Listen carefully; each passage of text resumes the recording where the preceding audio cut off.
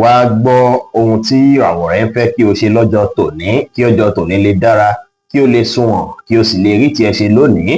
Mo kí Ọlọ́run ọba, mo ṣègbè Olódùmarè, ìbà akọ́dá ayé, ìbà aṣẹ̀dá ọ̀run, mo ṣèbà Ọ̀rúnmìlà atórí ẹni tí ò sunwọ̀n ṣe, mo júbà ọkùnrin, mo júbà obìnrin, mo kí gbogbo ojú tó ń wò mí níbikíbi tí ẹ ti ń gbọ́ mi káàkiri àgbáńlá ayé. Èyí ni ìwádìí ojoojúmọ́ fún gbogbo ìràwọ̀ pátá àti ṣíṣe àti máṣe fún gbogbo ìràwọ̀ pátá ti tòní, tí ń ṣe ọjọ́ Friday, May 16 ọdún 2025 tá wà nínú èyí. Ẹ̀yin tẹ́ ń wò mí pátá, ẹ dákun ẹ dábọ̀ ẹ bá ń share fídíò yìí kó kárí ilé kó kárí oko, kó lè jẹ́ òwúrọ̀ àti àǹfààní fún ọ̀pọ̀lọpọ̀ ènìyàn. Kí ẹ sì má gbàgbé láti follow, kí ẹ sì subscribe kẹ́lẹ́ pẹ̀ láwọn tá máa jàǹfààní onírúurú fídíò tá à ń fi léde lójoojúmọ́ fún ìdàgbàsókè ìjọmọ ènìyàn.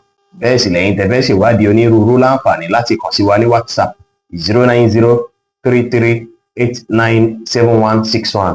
Ẹ̀yin tẹ́ ń lò ràwọ̀ iná tó kanranyan Aries, ẹ̀yin tàbí láàrin March 21 sí April 20.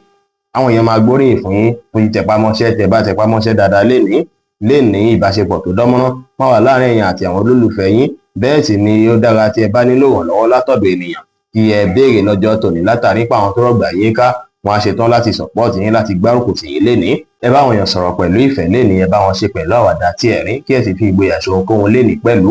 Wáìnì jẹ́ kọ́lọ̀ tó dára jù fún yín láti wọ̀ láṣọ lónìí. Aago 10 láàárọ̀ sí aago 11 kọjá 30 ìṣẹ́jú láàárọ̀ ní àkókò èyí tó dára jù fún yín láti fi ṣe ohun tó ṣe kókó tó ṣe pàtàkì jù nínú ìgbésí ayé yín ní ọjọ́ tòní. Ẹ̀yin tẹ́ ń lò ràwọ̀ erùpẹ̀ alámọ̀ Taurus, ẹ̀yin tàbí láàrin April 21 sí May 20. Ara yín máa yá gágá lénìí, kọ̀ọ̀kan tí ẹ bá ń dáwọ́ lé yọrí sí rere lénìí, tí ẹ sì máa fún yín ní fọ̀kànbalẹ̀ dáadáa. Ẹ rí dájú pé gbogbo nǹkan tó dàbí àwọn nǹkan tẹ́ tí ń fẹ́ ṣe níṣẹ́ láṣẹ yanjú láti jọ́ mẹ́ta, kí ẹ rí dájú pé ẹ ṣe wọ́n yanjú lọ́jọ́ tòní. Tí ẹ bá sì nílò ìrànlọ́wọ́, ẹ láǹfààní láti béèrè lọ́wọ́ ẹnikẹ́ni, látàrí pé àwọn èèyàn tó rọ̀gbà yín ká wọ́n á ṣetán láti ràn yín lọ́wọ́ dáadáa lénìí. Ẹ ṣe àwọn nǹkan tá mú kí inú yín dùn, káyọ̀ yín kún, ẹ tẹpá mọ́ṣẹ́, ẹ wà positive, ẹ fọgbọ́n àtòyè tọ́lọ́run fún yín ṣe ohunkóhun. Pọ́pù jẹ́ kọ́lọ̀ tó dára jù fún yín láti wọ̀ láṣọ lónìí. Aago 10 láàárọ̀ sí aago 12 kọjá 30 ìṣẹ́jú ní ọ̀sán ní àkókò èyí tó dára jù fún yín láti fi ṣe ohun tó ṣe kókó tó ṣe pàtàkì jù nínú ìgbésí ayé yín ní ọjọ́ tòní. Ẹ̀yin tẹ́ ń lò ràwọ̀ afẹ́fẹ́ aláwàdà Gemini, ẹ̀yin tàbí láàrin May 21 sí June 21. Lénìí ó ṣeé ṣe kí ẹ wà disappointed bákan tàbí kó dàbí ìgbà pé nǹkan ń so yín, látàrí pé bóyá ẹ ti ń retí pé lágbájá ò gbọdọ̀ hùwà kan tí ò dá, àbí táwọn ẹ̀bìrì ẹ gbọdọ̀ mọ̀ púpọ̀, tàbí ẹ ti ń finú tọ̀yàn ju bó ṣe yẹ lọ. Àwọn nǹkan yẹn sì jẹ́ nǹkan tó ṣe pé wọ́n máa fa disappointment púpọ̀ fún yín. Lénìí kí ẹ mọ̀ dájú pé Ọlọ́run ò dá wa papọ̀, Ọlọ́run ò dá wa dọ́gba.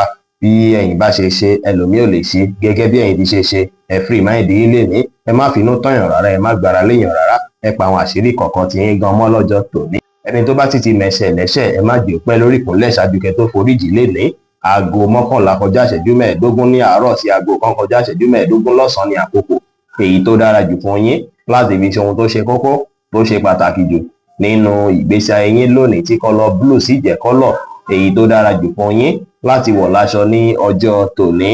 Ẹ̀yin tẹ́ ń lò ràwọ̀ omi agbára Cancer, ẹ̀yin tàbí láàrin June 22 sí July 22. Ìgboyà máa wà fún yín, ẹ sì máa wà positive dáadáa. Bẹ́ẹ̀ sì ni ẹ máa láǹfààní láti borí àwọn ìṣòro yín lọ́jọ́ tòní.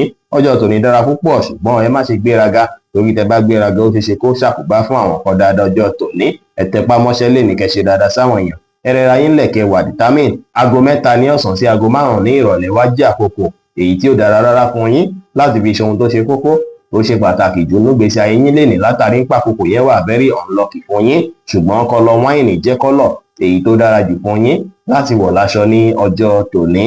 Ẹ̀yin tẹ́ ń lò ràwọ̀ iná tó gbóná riri Leo, ẹ̀yin tàbí láàrin July 23 sí August 22. Ọjọ́ tòní lè rí bákan bí ìgbà pé ó wà negative, látàrí pé stress tẹ́ ti go through láti jọ́ mẹ́ta ó ṣeéṣe kí yẹn sì máa jà rànràn nínú brain yín díẹ̀. Ẹ sì lè ṣàkóbá fún mood yín lọ́jọ́ tòní. Ẹ mú sùúrù lò, kẹ́ control ara yín, kí ẹ sì máa gbàgbé pé àwọn nǹkan tó ń ṣẹlẹ̀ lénìí ìwọ̀nba àkókò péréte náà ló máa fi ṣẹlẹ̀ tí ó ní pẹ́ kásẹ̀ ńlẹ̀. Ẹ má kánjú ju bó ṣe yẹ lọ, ẹ má fi ọkàn sí gbogbo nǹkan kí nǹkan tí ẹ bá ń retí kó lè wọlé fún yín. Bẹ́ẹ̀ sì ni kẹ́ má ṣe ṣèlérí ohun tẹ́lẹ̀ múṣẹ fẹ́nikẹ́ni, kí ẹ sì má ṣe kanra mẹ́nikẹ́ni lénìí. Aago 6 ní ìrọ̀lẹ́ sí aago 8 ní àṣálẹ́ ní àkókò èyí tó dára jù fún yín láti fi ṣe ohun tó ṣe kókó tó ṣe pàtàkì jù nínú ìgbésí ayé yín lónìí, tí kọ́lọ̀ green sì jẹ́ kọ́lọ̀ èyí tó dára jù fún yín láti wọ̀ láṣọ ní ọjọ́ tòní. Ẹ̀yin tẹ́ ń lò ràwọ̀ erùpẹ̀ funfun Virgo, ẹ̀yin tàbí láàrin August 23 sí September 23. inú yín máa dùn, ayọ̀ yín máa kún, ẹ sì máa ní ìgboyà dáadáa lénìí. Bẹ́ẹ̀ sì ni ó ṣeé ṣe kó dàbí ìgbà pé kẹ́ ṣiṣẹ́ lórí àwọn àìdíà tó ṣe pé ẹ ti ní látọjọ́ pípẹ́, tẹ́ ti ń wòye sí pé ìgbà wo lẹ fẹ́ iṣẹ́ lé lórí. Àsìkò yìí dára púpọ̀ láti fi iṣẹ́ lórí irúfẹ́ nǹkan bẹ́ẹ̀, tó sì jẹ́ pé ẹni fẹ́ máa fi nǹkan dènì dọ́là rárá lọ́jọ́ tòní, bí ìgbà pé kí gbogbo ẹ̀yin ọjọ́ kẹ́ ṣàṣeyọrí lénìí ló máa jẹ́ lọ́jọ́ tòní. Kẹ́ wá gbájúmọ́ àwọn nǹkan tẹ́ ti ń pàtì látijọ́ mẹ́ta tó ṣe pé ẹ fẹ́ mójútó, kẹ́ mójútó wọn, kẹ́ ṣe wọ́n láṣeyanjú, ẹ gbájúmọ́ṣẹ́ kẹ́ lè rore gbámú.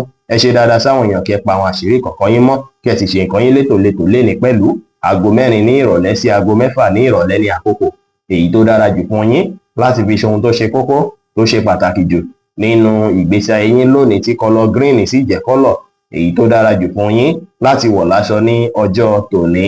Ẹ̀yin tẹ́ ń lò ràwọ̀ afẹ́fẹ́ márìmítín Libra, ẹ̀yin tàbí láàrin September 24 sí October 23, ó ṣeé ṣe kó dàbí ìgbà pé ọrùn yín kún, bí ìgbà pé ó tiẹ̀ ti wá rẹ̀yìn tẹ́ látàrí àwọn tẹ́ńṣọ̀n kọ̀ọ̀kan tó ti wáyé látijọ́ mẹ́ta. Ẹ mọ́kàn balẹ̀, kẹ́ má wulẹ̀ jà rárá lénìí, kẹ́ jìnnà sí gbogbo nǹkan tó jọ máa ń jà bá ń báyàn fàfàǹfà. Ẹ má ronú àròjù, kí ẹ fúnra yín nífọ̀kànbalẹ̀ dáadáa. Bẹ́ẹ̀ sì ni kẹ́ má ṣàṣejù lórí ohunkóhun. Ẹ wà positive, kí ẹ sì má jẹ́ kí ara ya yín bí bó ṣe yẹ lọ. Bẹ́ẹ̀ sì ni kí ẹ fi ọgbọ́n àtòyé kẹ́ fi ṣe ohunkóhun lọ́jọ́ tòní dára. Pọ́pù jẹ́ kọ́lọ̀ tó dára jù fún yín láti wọ̀ láṣọ lónìí. Aago 3 ní ọ̀sán sí aago 4 ní ọ̀sán ní àkókò èyí tó dára jù fún yín láti fi ṣe ohun tó ṣe kókó, tó ṣe pàtàkì jù nínú ìgbésí ayé yín ní ọjọ́ tòní. Ẹ̀yin tẹ́ ń lò ràwọ̀ omi tútù Scorpio, ẹ̀yin tàbí láàrin October 24 sí November 22, ẹ máa láwọn idea kọ̀ọ̀kan tàbí inspiration kọ̀ọ̀kan tó ṣe pé ó máa ràn yín lọ́wọ́ láti plan ọjọ́ iwájú dáadáa lọ́jọ́ tòní. Ẹ rí dájú pé ẹ ní ìgbàgbọ́, kí ẹ sì ní ìgboyà ní kíkún nínú ara yín. Ẹ gbájúmọ́ àwọn nǹkan tí ẹ fẹ́ gbájúmọ́ fún dáadáa. Ẹ máa rí gbogbo nǹkan tí ó dàbí ìdíwọ́ ìdènà pátá, ẹ máa mórí bọ́ nínú rẹ̀, tí gbogbo nǹkan sì máa lọ bó ṣe yẹ kó lọ ní ìgbẹ̀yìn. Ẹ mọ́kàn balẹ̀, ẹ gbà láfíà láàyè, kẹ́ ṣe dáadáa sáwọn èèyàn, kẹ́ sì ṣe nǹkan yín létòlétò lénìí pẹ̀lú.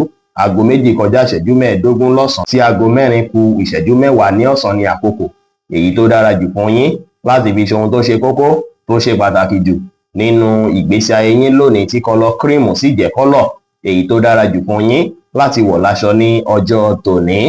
Ẹ̀yin tẹ́ ń lò ràwọ̀ inú àtùpà Sagittarius, ẹ̀yin tàbí láàrin November 23 sí December 22, múdù yín máa dára púpọ̀ lọ́jọ́ tòní. Á ràn yín lọ́wọ́ púpọ̀ láti rí dájú pé ẹ gbé àwọn ìgbésẹ̀ èyí tó wù yín láti gbé, tó ṣe pé ó máa nípa rere tó máa kó nù ìgbésí ayé yín. Ó sì ṣeé ṣe kí ènìyàn kan tó ṣe pé ẹ ti jọ mọ́ra fún ìgbà pípẹ́, kí ìbáṣepọ̀ yín kó di ìbáṣepọ̀ tó máa bí oore, tó máa jọmọ́ ìbáṣepọ̀ iṣẹ́ lọ́jọ́ tòní, tí yẹn á sì tún bí ìdùnnú fún yín púpọ̀ lọ́jọ́ tòní. Kí ẹ ní ìrètí gbogbo nǹkan ti dára. Ẹ má ṣe ohun tó lágbára jẹ̀mí yín lọ. Ẹ fìfẹ́ àtọ̀yàyà hàn sí àwọn ènìyàn, kẹ́ sì ṣe dáadáa sáwọn èèyàn lénìí pẹ̀lú.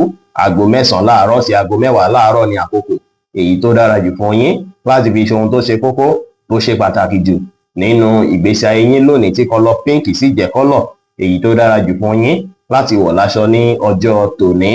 Ẹ̀yin tẹ́ ń lò ràwọ̀ erùpẹ̀ eléruku Capricorn, ẹ̀yin tàbí láàrin December 23 sí January 19, ó ṣeé ṣe kí ẹ wà worried, kó dàbí ìgbà pé ó nira díẹ̀ fún yín láti gbájúmọ́ àwọn nǹkan tó ṣe kókó fún yín láti gbájúmọ́, pàápàá láti pinnu fún àwọn kankan lọ́jọ́ iwájú látàrí pé lè má ní clarity dáadáa lénìí. Ó ṣeé ṣe kí àwọn kankan tí ẹ fẹ́ fowó ṣe náà kó dàbí ìgbà pé àwọn extra charges kan wáyé lórí ẹ̀, tàbí àwọn kankan tó wà tó ṣe pé budget fún tẹ́lẹ̀ tó ṣe pé dandan ẹ gbọ́dọ̀ náwó lé lórí, tí yẹn sì lè fẹ́ máa bí kí ròyìnròyìn fẹ́ máa wà fún yín, kẹ́ fẹ́ máa wà worried. Ẹ fọkàn balẹ̀ o, ẹ̀yin tó bá ṣe pé ẹ ti tọ́jú owó pamọ́ tẹ́lẹ̀, ó ṣeé ṣe káwọn owó yẹn kó wúlò fáwọn kankan tẹ́ fẹ́ fi ṣe lọ́jọ́ tòní.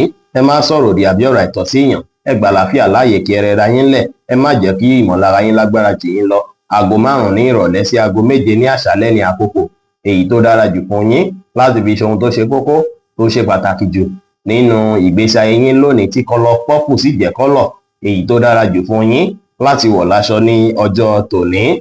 Ẹ̀yin tẹ́ ń lò ràwọ̀ afẹ́fẹ́ oníbínú Aquarius, ẹ̀yin tàbí láàrin January 20 sí February 19, ẹ ní ìgbàgbọ́ nínú ohun tó ń sọ sí yín lọ́kàn dáadáa. Ẹ ní ìgbàgbọ́ nínú ara yín ju ẹnikẹ́ni lọ lọ́jọ́ tòní. Tó ó ṣeé ṣe kí àwọn èèyàn kan fẹ́ yí yín báyìí kan fẹ́ lọ mislead yín lọ́jọ́ tòní, tí yẹn sì lè ṣàkóbá fún yín látàrí pé ó ṣeé ṣe kẹ́yìn náà ní àwọn ìbàlẹ̀ ọkàn díẹ̀díẹ̀ tó ṣe pé ẹnì mọ̀gbà tẹ́ máa wò bóyá alágbájá nǹkan tó fẹ́ ká ṣe ó yẹ jẹ́ ká ṣe, tí yẹn sì lè jẹ́ nǹkan tẹ́ lè fẹ́ padà regret lé lórí. Lénìí kí ẹ rí dájú pé ẹ kíyèsára pẹ̀lú ìmọ̀lára yín, kó má padà jẹ́ pé máa ṣe nǹkan tó ṣe pé ẹ máa wò bí àṣemí náà dẹ̀ mo ṣe, tí ó ṣe pé ẹ máa regret bákan. Kẹ́ kíyèsára lénìí kí ẹ rí dájú pé ẹ sánjú pa, ẹ wulẹ̀ tẹ̀lé ìlànà tí èèyàn kan tọ̀ fún yín rárá.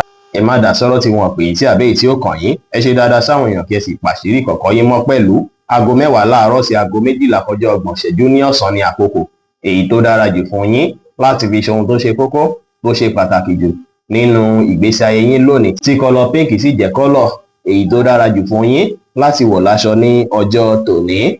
Ẹ̀yin tẹ̀ ń lò ràwọ̀ omi tí kì í ru Pisces, ẹ̀yin tàbí láàrin February 20 sí March 20, ó ṣeéṣe kó máa ṣe ń bí ìgbà pé kí ẹ free pátápátá gbogbo nǹkan kí nǹkan tó bá ń fàdíwọ́ dènà kí gbogbo ẹ̀ kúrò lọ́nà fún yín ní ọjọ́ tòní. Á lè ń bí ìgbà pé kí ẹ jáde lọ kí ẹ lọ wọ̀ ọ̀nà tuntun tẹ́ sí lè gbégbà tí nǹkan máa tún fi dára. Ṣùgbọ́n tó bá ṣe pé ẹ fẹ́ gbégbèsẹ̀ kan àbẹ́ fẹ́ take risk kan lọ́jọ́ tòní, ẹ rí dájú pé ẹ kíyèsára dáadáa kí ẹ wò fínífíní ṣáájú kí ẹ tó gbé tàbí kí ẹ ṣèwádìí. Ẹ má finú tọ́yàn rárá, ẹ má gbára léèyàn rárá. Ẹ tẹpá mọ́ṣẹ́ kẹ́ ṣe nǹkan yín létòlétò kí ẹ sì fi ọgbọ́n àtẹ̀yẹ tọ́lọ́run fún yín ṣe ohunkóhun lénìí pẹ̀lú. Aago 11 láàárọ̀ sí aago 1 ní ọ̀sán ní àkókò èyí tó dára jù fún yín láti fi ṣe ohun tó ṣe kókó tó ṣe pàtàkì jù nínú ìgbésí ayé yín lónìí tí kọ́lọ̀ orange sì jẹ́ kọ́lọ̀ èyí tó dára jù fún yín láti wọ̀ láṣọ ní ọjọ́ tòní. Bí ó ṣe jẹ́ nìyẹn fún gbogbo irúfẹ́ ìràwọ̀ 12 tó wà pátá. Ẹ̀yin tẹ̀ ń wò mí pátá, ẹ má gbàgbé pé Ọlọ́run bo Olódùmarè nìkan lọ́ba tó ní ìmọ̀ jùlọ. Fẹ́yìn tẹ́ fẹ́ ṣèwádìí onírúurú, ẹ láǹfààní láti kàn sí wa ní WhatsApp 09033897161. Ire gbogbo á jẹ́ tiwa lónìí, lọ́sẹ̀ yìí, lóṣù yìí àti ní gbogbo ọjọ́ ayé wa láṣẹ Ìdùmarè. Ire o.